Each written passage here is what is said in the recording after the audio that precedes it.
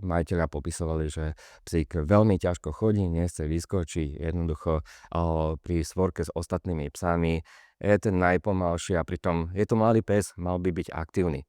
Tak vyskúšali sme antinol. Po 2 týždňoch majiteľia hlásili s obrovskou radosťou, že pes je aktívny. Dobrý deň, moje meno je Miroslav Lajčiak. Spolu s manželkou sme majiteľia kliniky XVET v Bratislave. Mojou špecializáciou je ortopédia, chirurgia psov a mačiek a medicína malých zvierat. Tu na klinike sa pomerne často, takmer každodenne stretávam s pacientami, ktorí majú ortopedické problémy. Či sú to už mladší jedinci, alebo dospelí, alebo asi tak najčastejšie starší jedinci. Je jedno, či je to pes, mačka, častokrát aj hlodavce, prichádzajú so veľa rôznymi problémami. Či už sú to akutné záležitosti, alebo sú to problémy chronického charakteru, ktoré sa vyvíjajú buď po nejakom úraze alebo na základe genetických predispozícií. Či už u tých mladých, keď býva krývanie, tak veľakrát sa na rentgene dozvedáme alebo zisťujeme, že sú tam už nejaké zmeny, ktoré súvisia s genetikou a ktoré ovplyvňujú to zviera na celý život. Či už je to u mladých jedincov dysplázie bedrových alebo lakťových kĺbov alebo úrazové zranenia. U tých starších jedincov to bývajú taktiež úrazové zranenia, ale častokrát už je tam vyvíjajúca sa osteoartróza na základe samotnej genetiky. A u tých starších jedincov veľakrát sa stretávame s prípadmi, kedy buď je tam krývanie na jednu končatinu, alebo jednoducho tie psy veľakrát ťažko vstávajú, nechce sa im, sú oveľa menej aktívnejší, ako boli pred rokmi. A toto všetko má za príčinu nekomfort samotných kĺbov, opotrebovanie kĺbov. Veľakrát už sú tam artrotické zmeny na kĺboch a na stavcoch.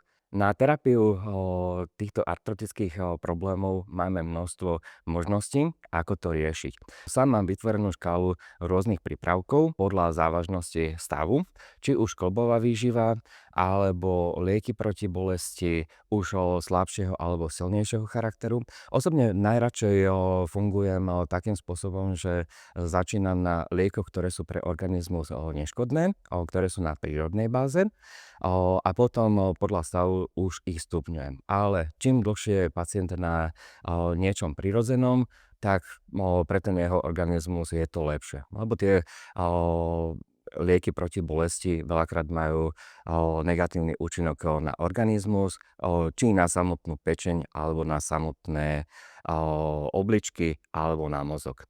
O antinole som sa dozvedel zhruba pred pol rokom, kedy mi ho reprezentantka firmy predstavila.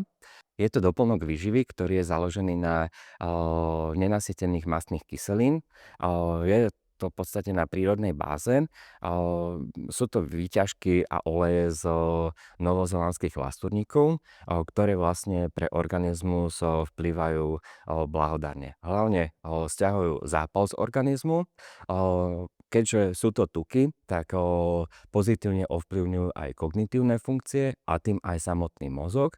A hlavne, čo je najväčšia výhoda, dá sa to používať dlhodobo, bez nejakého obmedzenia, že by nám to škodilo na orgány.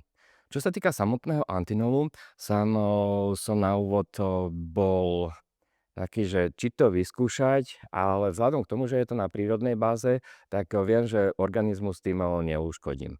Takže skúšal som to na úvod na mladších pacientoch, neskôr aj na starších pacientoch. Malo to veľmi pozitívne účinky.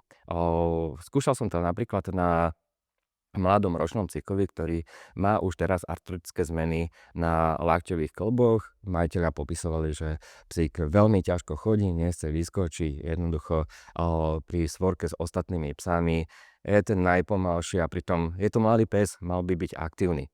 Tak vyskúšali sme antinol. Po 2 týždňoch majiteľia hlásili s obrovskou radosťou, že pes je aktívny. Znova chce behať, skákať, jednoducho tak ako pred pár mesiacmi, pokiaľ ešte mal problémy s chôdzou. Čo sa týka ďalej, tak skúšal som to taktiež aj na starších psoch. Hlavne na takých, ktorí jednoducho stratili elán do toho života, ktorí pár rokov dozadu fungovali bez akéhokoľvek problému, behali, skákali a postupom času jednoducho prestali byť aktívni. Príde nejaká návšteva, pes ho zo zeme zašteká, ale nemá žiadny záujem ho uvítať. Keďže na rentgene sa neukázali nejaké výrazné zmeny, tak poďme po prirodzených prípravkoch. Aby sme ten organizmus zbytočne nezaťažovali, tak znova skúsili sme Antinom.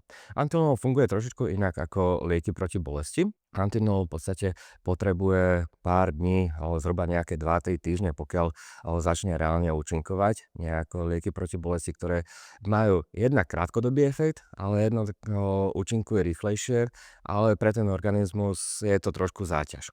A hlavne pri dlhodobom užívaní. Takže aj u takýchto pacientov je Antinom veľmi dobrou alternatívou ku zlepšeniu pohybu, celkovo ku aktívnejšiemu dôchodku veľakrát toho zvieraťa a komfortnejšiemu životu.